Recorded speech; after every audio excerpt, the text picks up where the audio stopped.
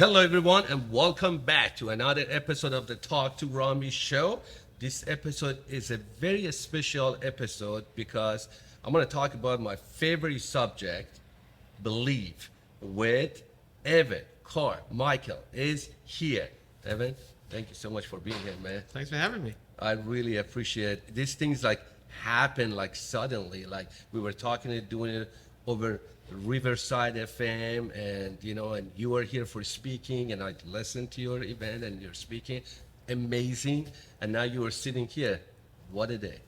I'm grateful. I'm grateful you could come and make it. We do it in person. You know, a lot of these things happen where we're going to do it online, and then I was coming here, and I forget how we found out that you were here. I was like, hey, maybe we could do it in person, and we get it done.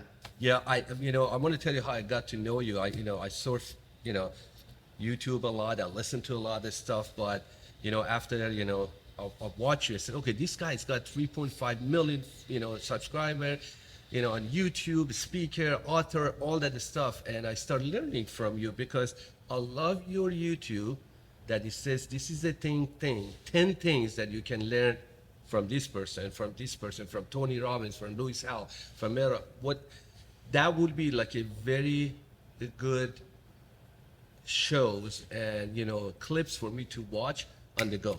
Mm-hmm. And I always, when I drive, I listen to that. I love it. Thank you so much for doing that. That's means a lot to all the entrepreneurs out there, including myself. But I read your story, introvert, very interesting. But you talk to these people. You've been an introvert to me like 30 minutes ago. Well, the thing is, introverts still want to serve. I think everybody wakes up and wants to feel like they do something that matters. And that was one of my biggest hurdles early on in my career was I looked at who was making content. And there wasn't really people on YouTube making content, but I looked at, you look at a Kevin O'Leary, or you look at a Donald Trump, or you look at a Mark Cuban, or you look at these people who are successful in business, who are very extroverted, very center of attention. And I thought, well, that's not me. So I guess I can't have success. And then I realized, well, maybe there's another way to do it, because I still want to do it for some reason. I don't actually like being on stage. It's not, I don't crave the spotlight, but I like serving and helping. And so the speech or the getting on stage and helping people is really just a setup to the conversations in the hallways afterwards. That's what I love the most. All those QAs.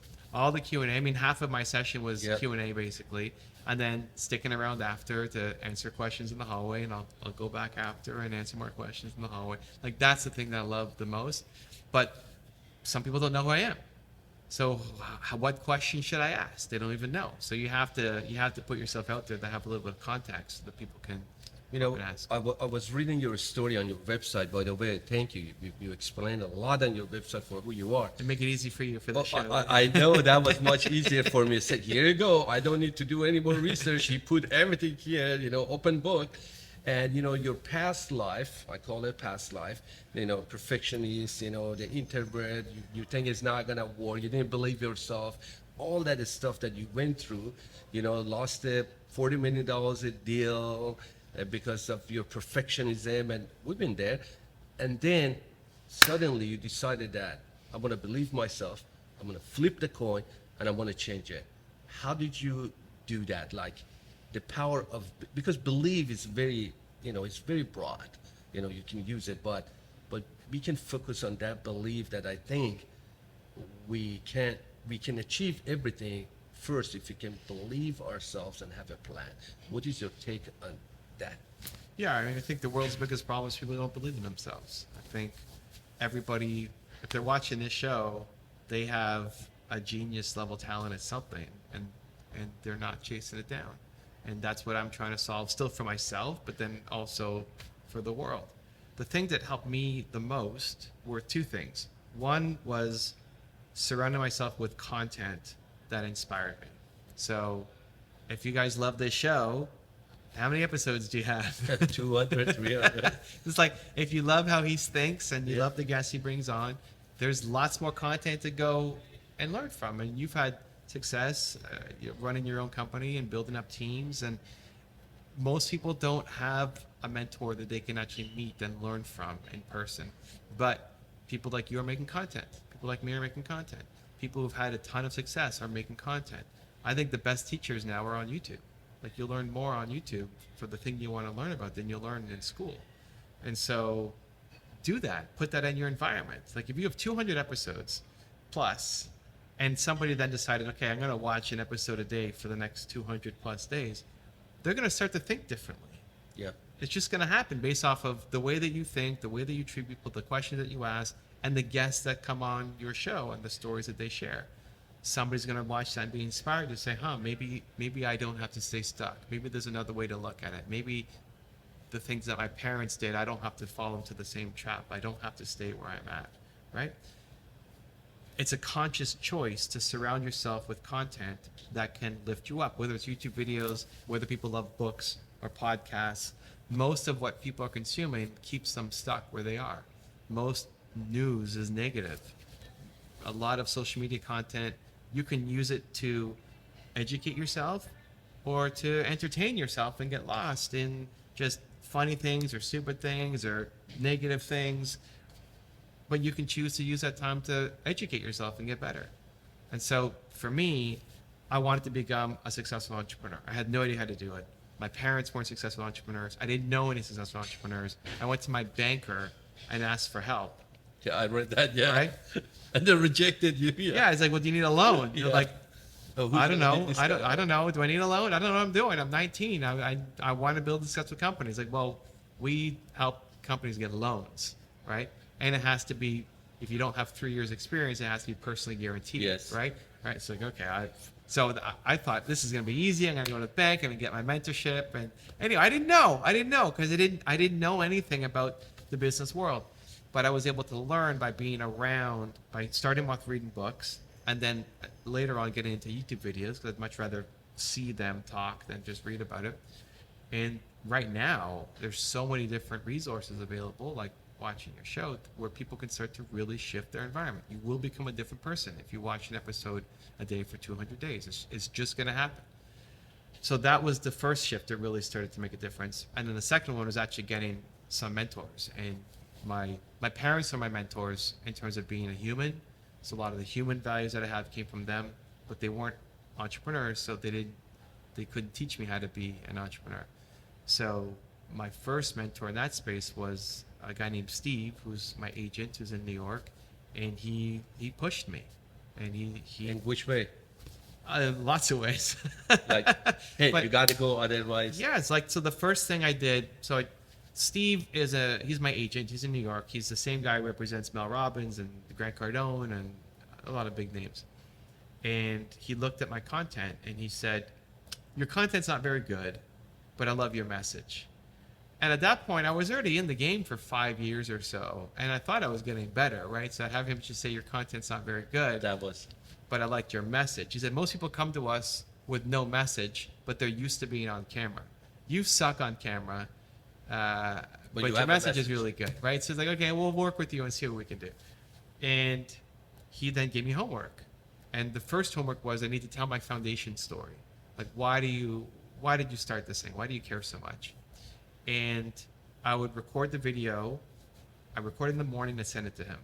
He'd give me feedback. I recorded again at lunch, send it to him, he'd give me feedback. I recorded again at dinner, send it to him, give me feedback. And these were all 20 to 40 minute versions. It's not like a 3 minute. Yeah.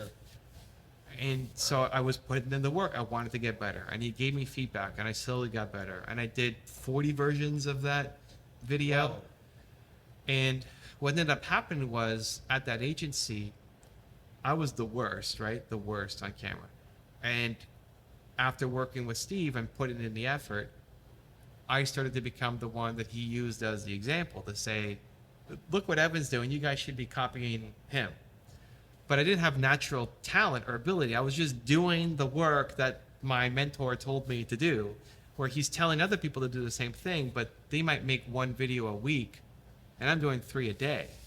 So I'm going to get better at the practice, right? And so it started with Steve. It led to other people being influential in my life. And a lot of the people that I looked up to and watched their content, I then had on my show.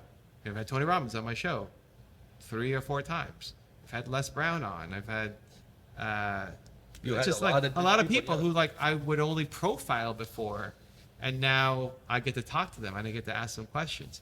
And so it was an amazing kind of full circle moment. But finding mentors to then take my learning to the next level. But I still love the content. Like I still make videos on my channel for me. I want to see it. I want to watch it. I want to learn from it. I still need it to hit the next level of Evan Carmichael. And so how do we start to shift a belief? It's by being around the people who already believe the thing that you want to believe. So anything that you want to become better at, just be around the people who are already doing it. And the easiest way is through online content, because you may not be able to hang out with Tony Robbins, or you can't hang out with you every day, right? But I can through your videos, and it gives me an insight to the way you think and ask questions and connect, that I will slowly start to think like you. And let's go back to the environment. You said, try to watch the content, absorb a lot of content. How about the environment, the physical environment, like the people you hang around with? And, because I had that situation, I got to the point that I had to cut off a lot of people because of negatives. I can't stand. I have a severe allergy to negative people. I start shaking and all that.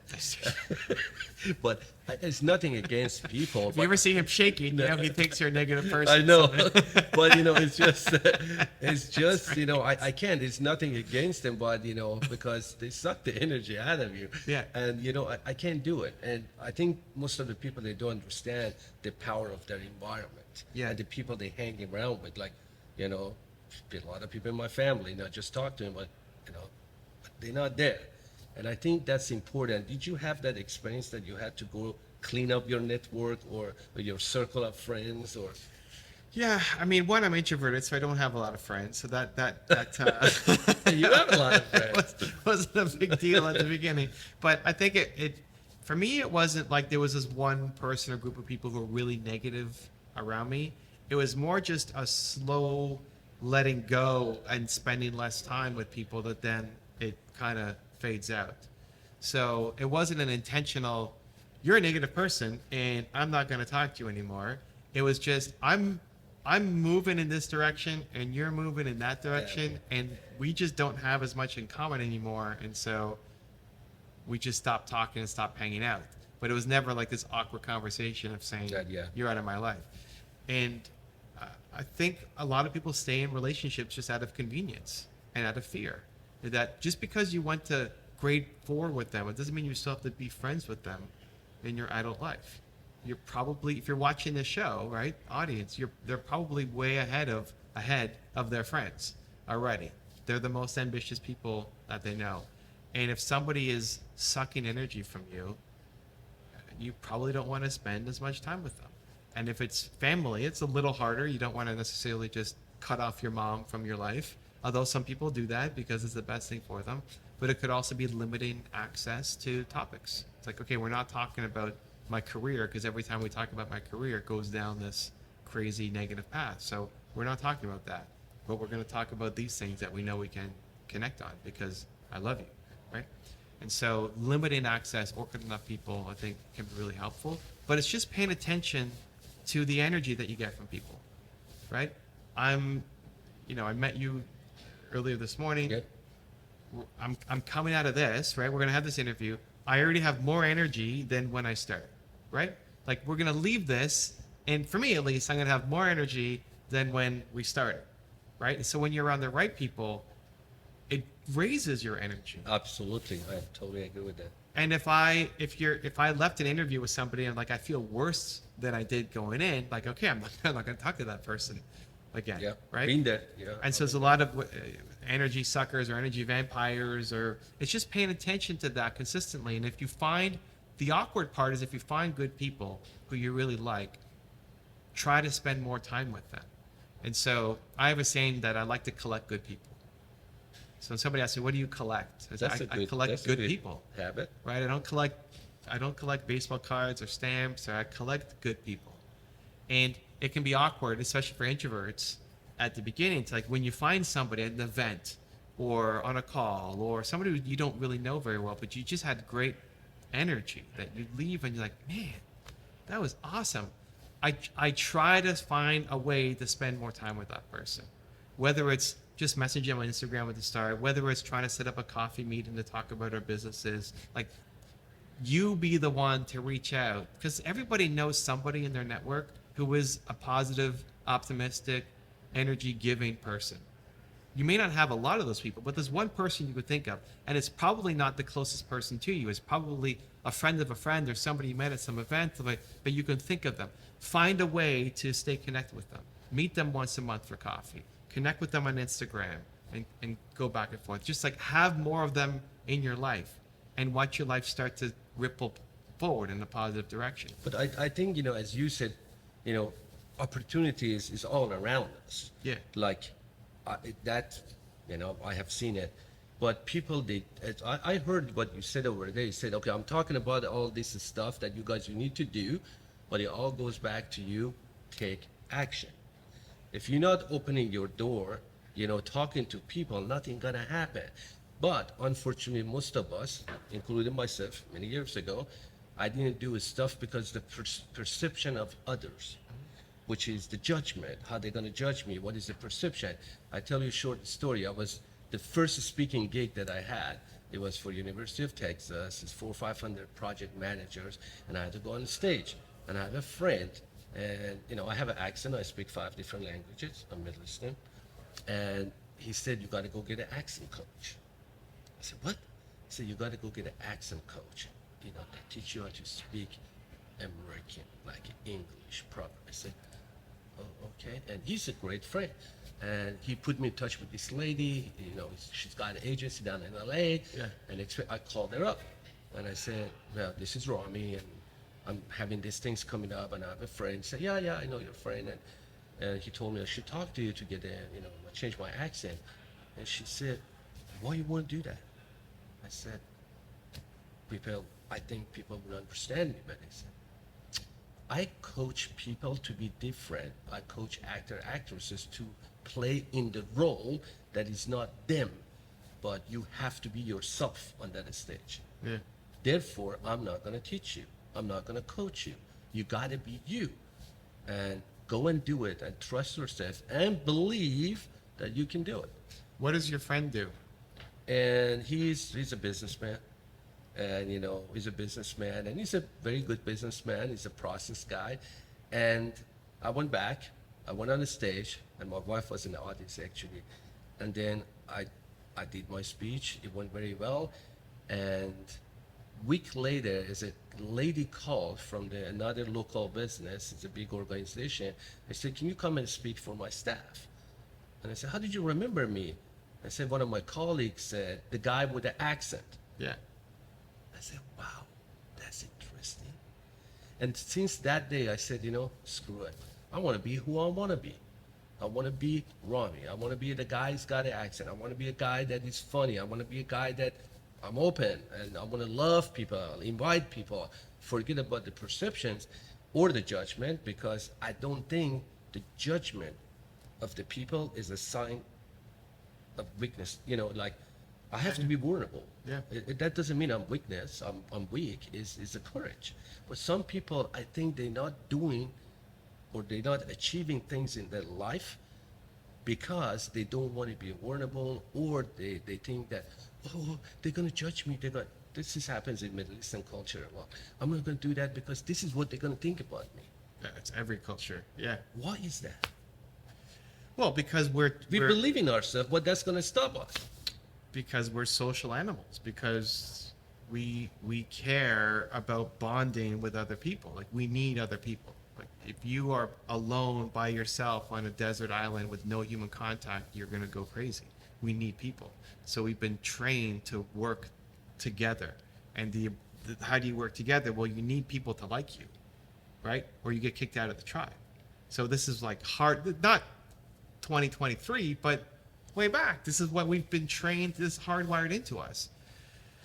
The good news is now you can find your tribe, right? You may not fit in with your little group that you grew up with, your high school, but there are tons of people like you. We're in this group here of entrepreneurs. Everybody in there is a weird duck, right?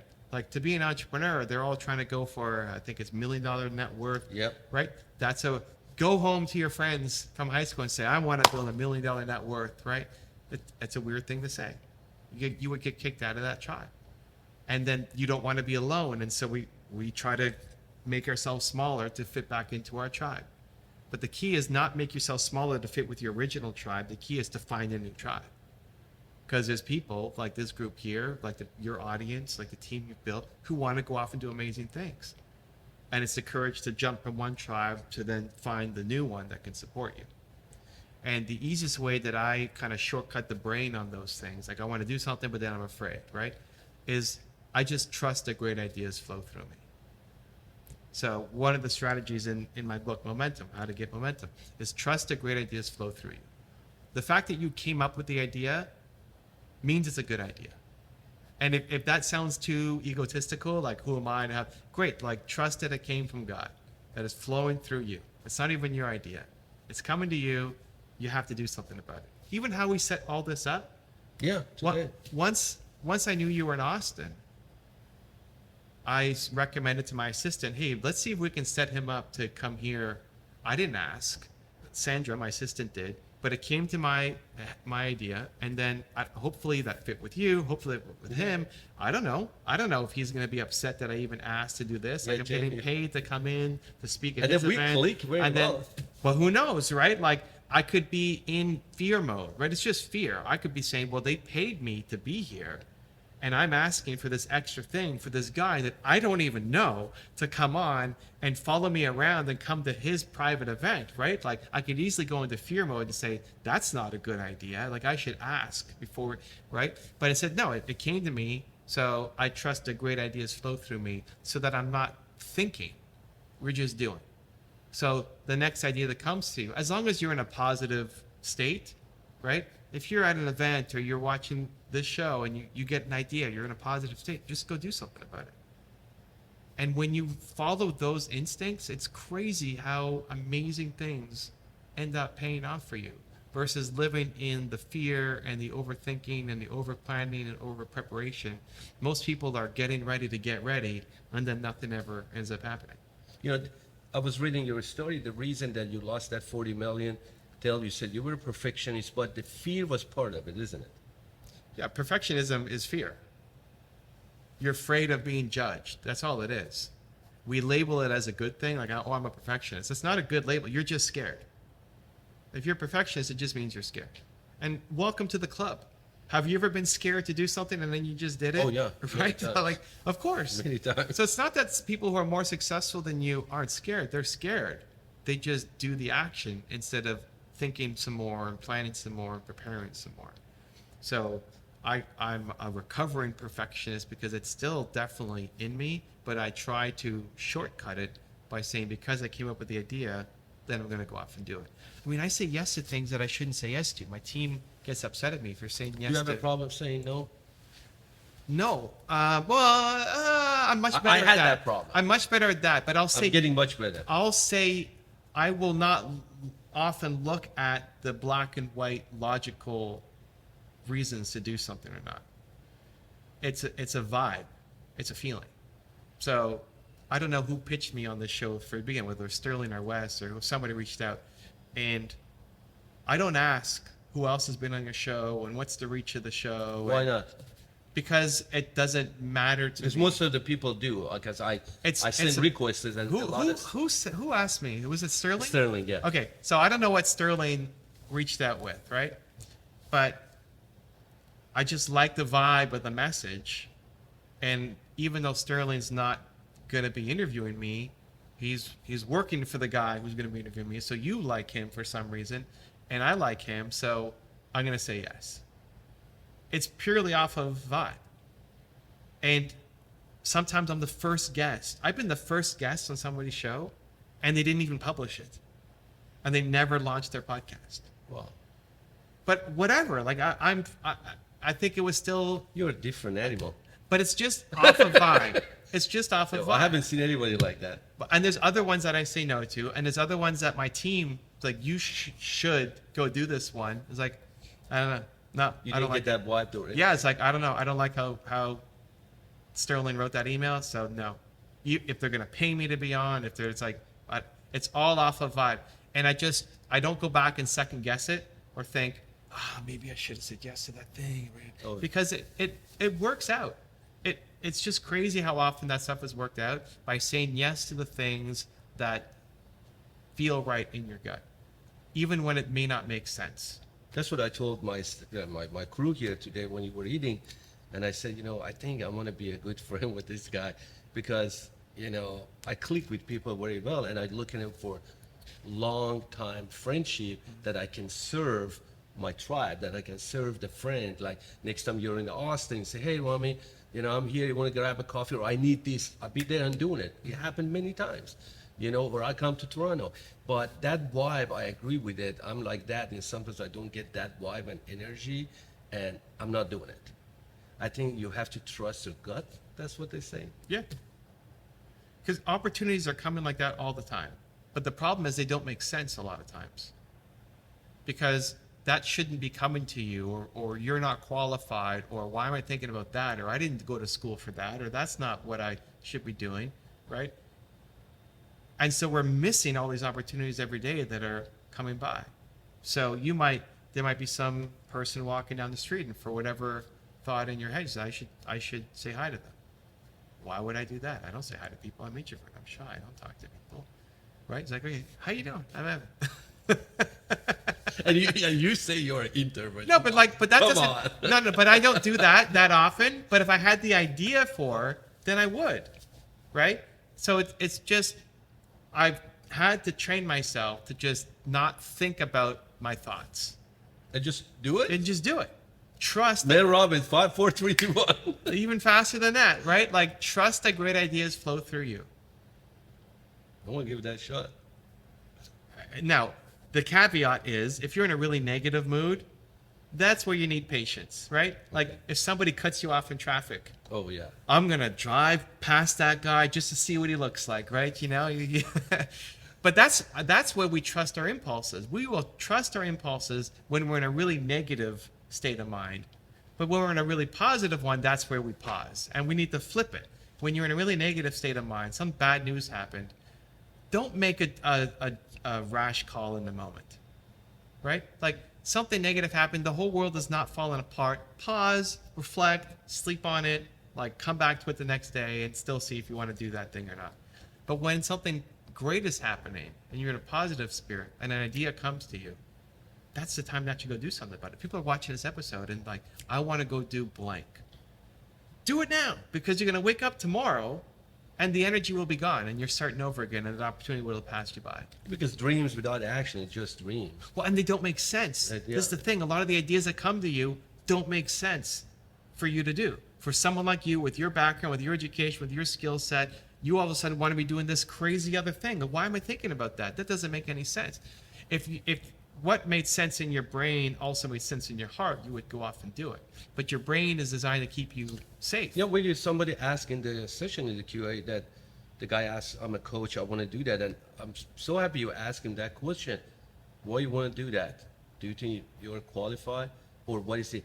You kind of answered him with a question that it was an eye-opening for him. That as you said, you're going to go over there, but your skill here. How about you apply your skills here and you actually give him a concept?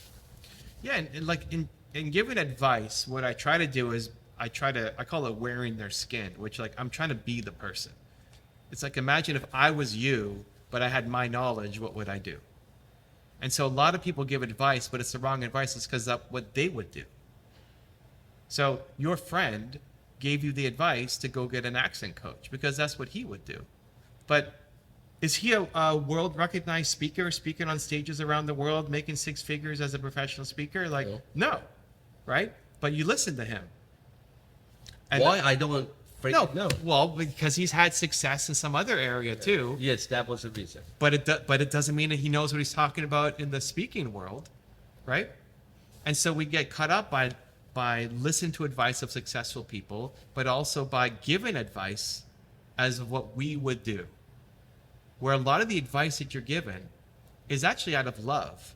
Like if your mom's telling you to do something, it's not that she doesn't love you, she just has a different view of success. Because when she was your age, right, the world was completely different. So she wants you to be happy. She wants you to be successful. She wants to have money. And in her mind, the way to do that is to go be a lawyer or whatever else, right? So most of the advice that we're getting is from people who this is what they would do, but they don't do a good job of putting themselves in your shoes. So a lot of the advice I give, I would never do myself because it's not my advice. It's for you. You go do that. I wouldn't do that. And so it's having the patience, the empathy to sit with the person, understand who they are, and then like imagine if that person. So a lot of these people here, they're just a couple years behind me and learning, right? A couple years behind you and learning and experience. But a lot of the business, I don't want their businesses. So if it was me, I'd say, oh, quit that and let's start YouTube, right? But we didn't talk. It wasn't just all YouTube talking there and telling people not to do some courses and not to create content. That's not what I would do, but it's what they should do. So if I was in their shoes, but I had my knowledge, here's how it would blow up this business. Because you talk about, like a biz show, and one guy was overheard and he said, I hate camera. And, he's going to be in the camera to create the biz show and generate all that stuff, it was a great advice. Yeah. But some people, not necessarily, they're going to do that. But going back to your success, and I'm an interviewer, I have a podcast, but first big person that you got in your show, you were nervous? I'm still nervous. Really? Yeah. Why? Because I'm afraid of disappointing people. I mean, I had a show. You interviewed Tony Robbins, for God's sake. How Yeah, was that? 3 times. How was that? How did you get it? How did I get Tony Robbins? Yeah. How did I get Tony Robbins? So we did a feature video of him, Rules for Success on Tony. Yeah. And then I watched that, yeah. and then he shared it on his channel. Now his team, right? It's not like Tony's picking his YouTube videos and put it, but his team featured it on his channel. That started to build the relationship. And not that I even asked for it, but I also wasn't surprised, right? Like a lot of the people we profiled, it's meant to be a tribute piece. So Floyd Mayweather shared the video we did on him, and 50 Cent shared the video we did on him, right? Not that I can call up 50 Cent and say, hey, give me some advice, but he shared the video, right? And it's not surprising because it's meant to be a tribute piece. So Tony's team shared it, and then we started building a relationship, and he was going to do, this is a great lesson, talk about connecting and like your superpower. We were going to do an interview for one of his books. And I was one of 3 non-in-person interviews that he was going to do. Because he didn't like doing online. This is before COVID and everything. Yeah. He didn't want to do a lot of online stuff. So I was one of 3 online things that he was going to do to promote this thing. And then the day, I think it was even the day of, they canceled. Wow. Something happened. Tony can't make it. Super sorry. And whatever, that happens, right? Like, it happens. Shows get canceled, whatever. Like, and the bigger they are, like, stuff happens. That's totally understandable. We're going to rebook it as soon as possible, yada, yada. Great, perfect. Understandable. I'm ready. Let me know. It sucked because I was so nervous. I was so, like, pacing back and forth, getting ready. Oh, my gosh, we're going to have Tony on. And then, sorry, canceled. Like, oh, Well, wow. the relief. The relief, but then they're like, oh, no. Like, I just wasted all this time preparing all this. So follow up with his team, like, oh, Tony's busy, can't do it, etc. But then what I focused on was just keep giving value to the team. So follow up with the team, not about when can Tony come on, but helping them, giving them strategies, looking at their YouTube channel, trying to be a resource, trying to connect, trying to help them with whatever they're working on. And every month I was sending something to try to just help them with what they were working on that I could see. Usually like YouTube kind of stuff, because that's where I'm not gonna teach Tony how to believe in himself, but I could teach him about YouTube stuff. And it took 2 years to get him back on. Wow. 2 years but the follow-up was just value. The follow-up wasn't, hey, is Tony ready yet? Hey, is Tony ready yet? Hey, is Tony ready yet? It was just trying to bring value. Now you are in the show. Tony's on the other side. Yeah. How did you feel? Like, I felt great. It's like, hey, it's just a feel of success, believe it or not, because you said that one of the stuff that you just said, it was a power of visualization. Like, you have to visualize, you have to feel it. That okay, I deserve to be successful. I deserve to do that. Did you go through that? Yeah, and a lot of like, is this happening? Like finally, Your eyes is so shining right now. So many years of like making this happen.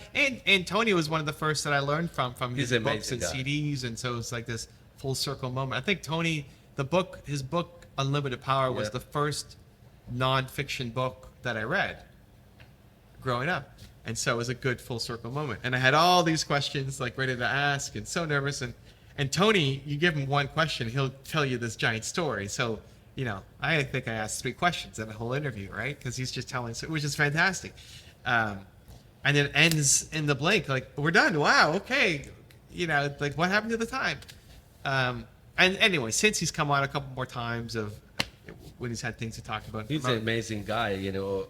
I'm much older than you, you know, 56. I learned English with Tony Robbins. Yeah. Because those days it was a cassette, and then the CD came. And, you know, I just came here. I was an immigrant, 1993, and I couldn't speak English. And one of my friends said, you gotta listen to this. If you want to be somebody in the United States, and, you know, you gotta be this. And I said, okay. And I was putting this tape into my Mazda Portage, 1993 or 4. And then I was listening to it, but I wouldn't understand 80% of it, 75%. And I kept listening, until it had like a year or thing, I start understanding it, took some classes, and I still have it. Yeah. That's what I said, you know, thank you, Tony. And that was my teacher. I mean, my mom moved to Canada from Italy, not knowing any English, and she learned English by watching TV programs. And we've got a lot of people who comment on my channel talking about how they learn English now watching my YouTube videos. And it's like this full circle moment. It's like my mom learned English from TV, and now it was never the goal, but I'm teaching English to a lot of people through the content. Because when you care about the content, you want to learn the words, right? You want to pick up the vocabulary. If you're just reading from a textbook, it's a lot harder for like, how is this going to be applicable? How am I going to use this? But when you hear them saying something, like, what does that word mean? And then you want to go look it up so that you understand what it is, because it's making you better. So it's a great full circle moment. But to your point about being nervous, and Tony, I had a woman on last week who I didn't know anything about her. I knew her story, but I've never talked to her before. She's not as big as Tony Robbins or Deepak Chopra or Matthew McConaughey or whoever else, but I was still nervous because I want to have a good show. It's still my time. It's still her time. I don't want to disappoint. I want it to be a good show.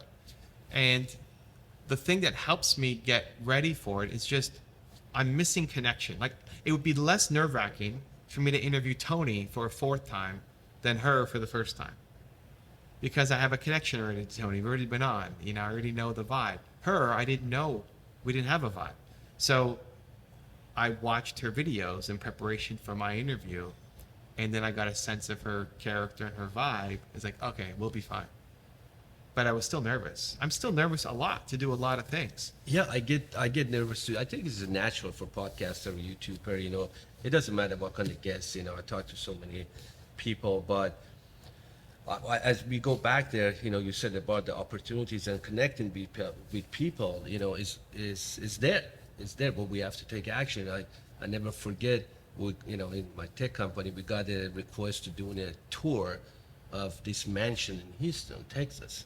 And then I told my crew, I'm coming. I want to see what kind of mansion is that. And while my crew, they're doing this stuff, getting geared and ready to do the tour and 360 virtual tour of the thing. And I saw it's a tall African-American guy is coming down the hallway.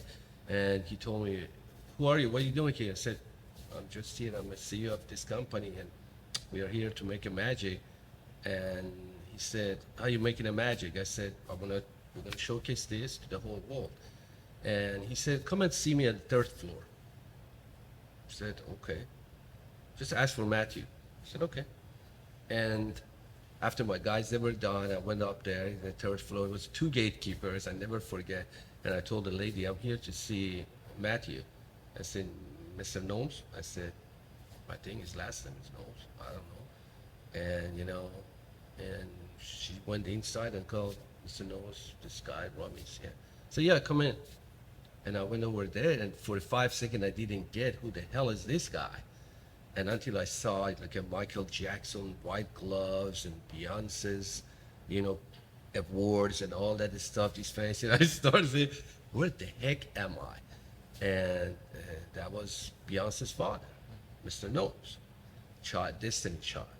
And he said, yeah, I got a question for you. Run this digital marketing company. I need some reputation management and all this stuff. And then we sat down, we start talking, like you and I, we start talking. And we became great friends, and I asked him, and that was my first or second big person in my show. But I was so fearful, like I said, oh, if this is gonna go wrong, it's not gonna happen, what the heck am I doing? But we go through that phases, but as you said, what keep us going is just believing what we can do. Like, believe that I can do this. And I constantly told myself, hey dude, you can do it. You might not know, you might not understand it right now, but you can do it. I keep telling myself I can do it. I'm sure you experienced that too. That's why you're very successful right now, don't you? And Yeah. I mean, all the time. Still all the time. I'm afraid all the time to do stuff, like anything new. But how you deal with it right now? I just go through it. Yeah, it's like I just head in, go through it. So there's two things. One, there's a lot of people out there, they want to know. No. So I use a push and a hug. What and I use both. So the push is, I don't want to be ruled by fear. Like, fear is not a good enough reason. So the push is, I'm Evan Carmichael. And Evan Carmichael does difficult things. Evan Carmichael doesn't accept fear as a good enough reason. Right? That's who I want to be. Right? And so it's not who I always am, but it's who I want to be. And this is what I will tell myself. It's like, you need to go do this thing. Like, fear is not a good enough reason. The fact that you're afraid means you have to go up and do it. So scary, difficult, and hard are three trigger words for me that if I think it, say it, feel it, scary, difficult, or hard, I have to go do it just because. Right? So it's the push to, like, be that person. Like, be the person who you say you want to be. Go do it just because you're afraid. Right? And then the hug is more service, that I'm not doing it just for me, it's for somebody else. So I was speaking at a group with Ed Milet and Andy Frisella. I have this group called Andy Frisella? Yeah. Yeah, he's in my next. Great.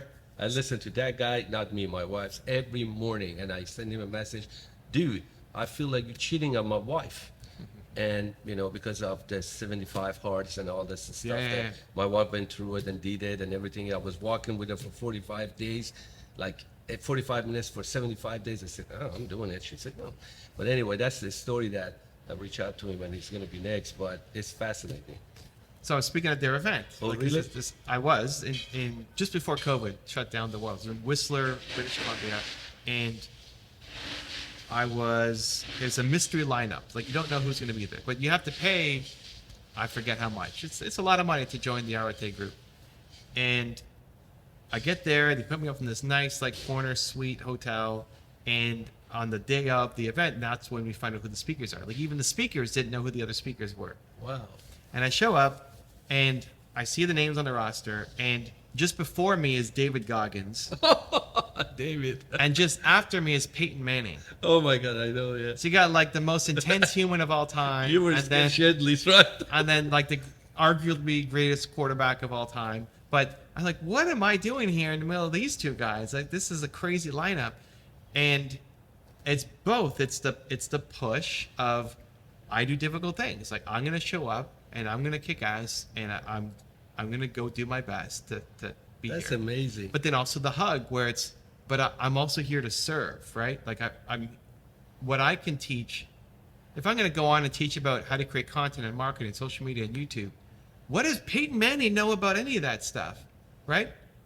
Nothing. He's a quarterback. That's a good way to look at it.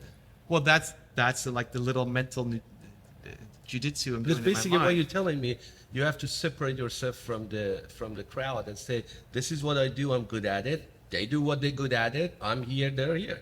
Yeah. And I'm here to serve. Like, I'm going to help. So I'll look at people and say, I'm going to help her. I'm going to help him. I'm going to help her. Because they need help. And if I don't show up, then they won't get the help that they need. Wow.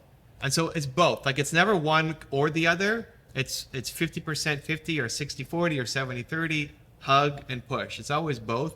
But whatever I feel I need most is what I lean into. But it doesn't mean, like, not getting on stage is not an option.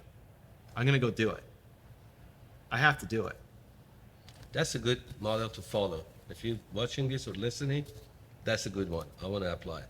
Because everything great in your life is on the other side of your comfort zone.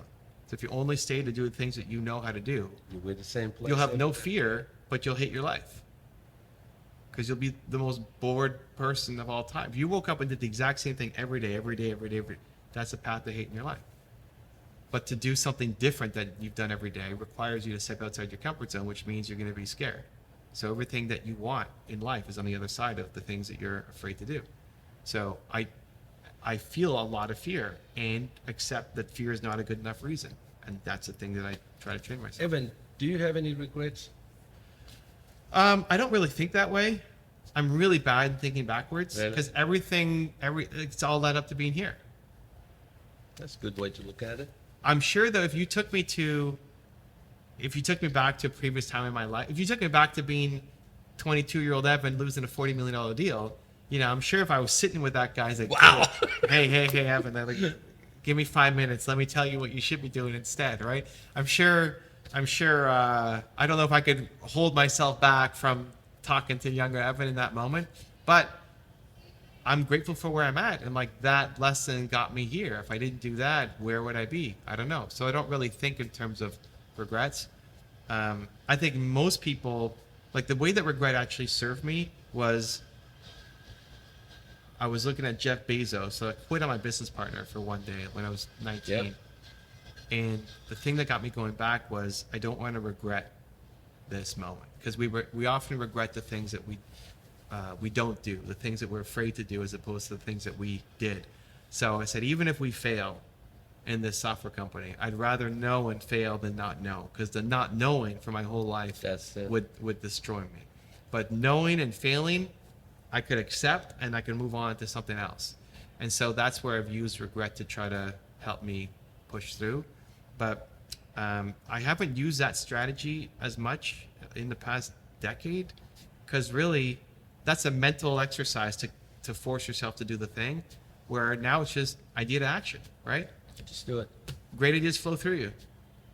So you don't even have to do the mental gymnastics. You just do it because it came to you. At the end, I love to talk to you all day, but a lot of entrepreneurs and, the business people, the people that have ideas, they got, dreams and all that stuff, they're stuck. They believe in themselves, they're stuck. What advice do you have for those people that, hey, get unstuck, just go? Well, a lot of people who are stuck, I wouldn't say believe in themselves. They want to believe in themselves.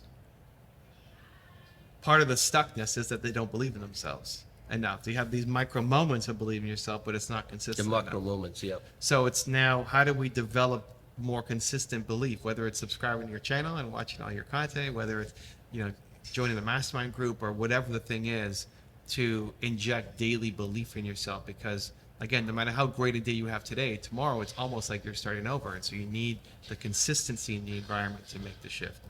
The next thing I would say is find the fastest path to making money inside of your purpose. So it's what a lot of what the coaching I was doing here today was. All of their ideas are great. They just have the sequence wrong. You're trying to do everything all together. And that's where you end up kind of sucking at everything and getting no results, right? Where there are ideas that can bring immediate money and there's ideas that can be long-term great plays for you. Focus on the ones that bring you immediate money inside of your purpose. Not that you have to go get a job to then go fund this thing. Inside of your big vision for how you want to change the world.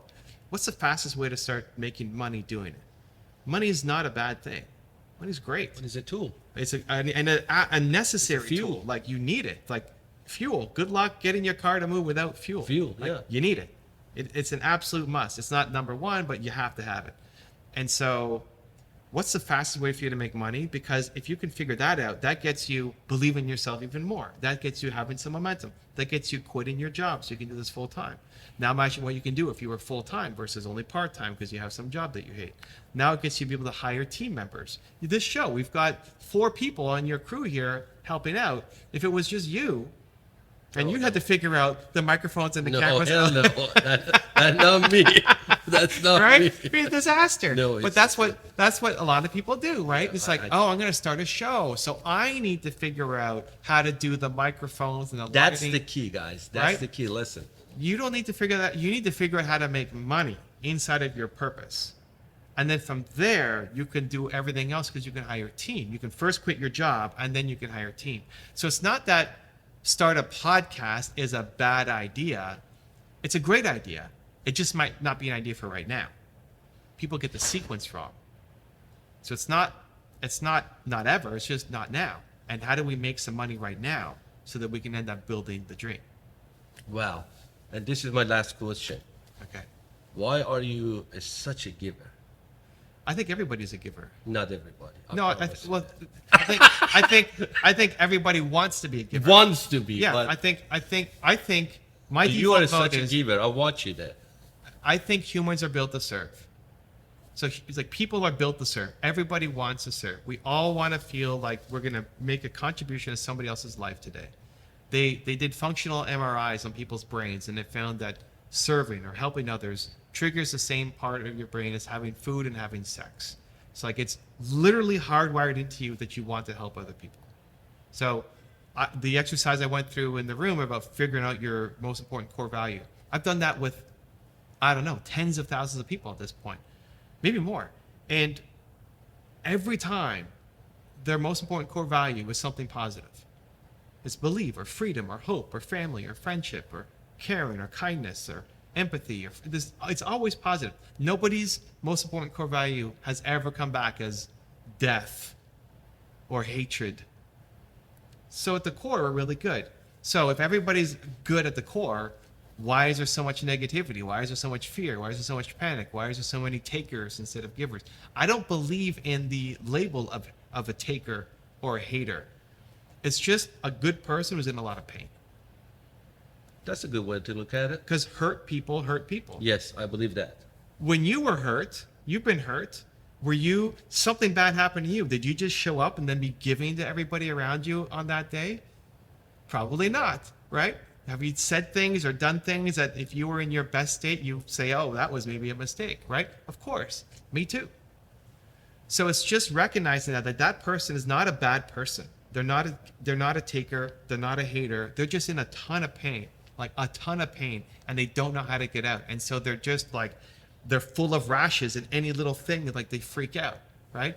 And so it's just that empathy and compassion, understanding for that person that makes it easier to be a giver. Oh, you're coming at me. It's not that you hate me. It's like somebody leaves a nasty comment, they're in a really bad spot. Like if somebody leaves a nasty comment on this video, they're going to come to your channel, and the highlight of their day is telling you how much you suck. How much pain does that person have to be in that's the highlight of their day? Yeah, that's what they have to Right? do. So I don't want to go back. Like the default comment for any negative comment, my reply would be sending you lots of love. Whatever they said. You look like a whatever. Your accent is whatever. Like Yep. sending lots of love. Because they're in a lot of pain. That's a great. Sometimes they see it, and we've had a lot of people then comment back the next. Not that we get an overwhelming number of negative comments, but people will then message and say, "Hey, I was in a really negative spot yesterday. Sorry." Or other people watch the comments and they see how you respond to it, because somebody comes and attacks you for your accent. People in the comments are waiting, like, "Ooh, how's he going to respond? What's he going to say? You know, how is he going to punch back at them?" Yeah. You don't punch, you hug them. Like, "Oh wow, that's different." That's a great way to look at it. But you guys, you're gonna find more about Evan. Just search YouTube, Evan Carmichael. That's the easiest way to do, and you will see everything, every great things he has done in his life, and he's keep going and grinding and making difference in this world. And I thank you for that. Really, bottom of my heart, man. You are such an amazing person, and I'm so happy I got to know you. Thanks for having me, man.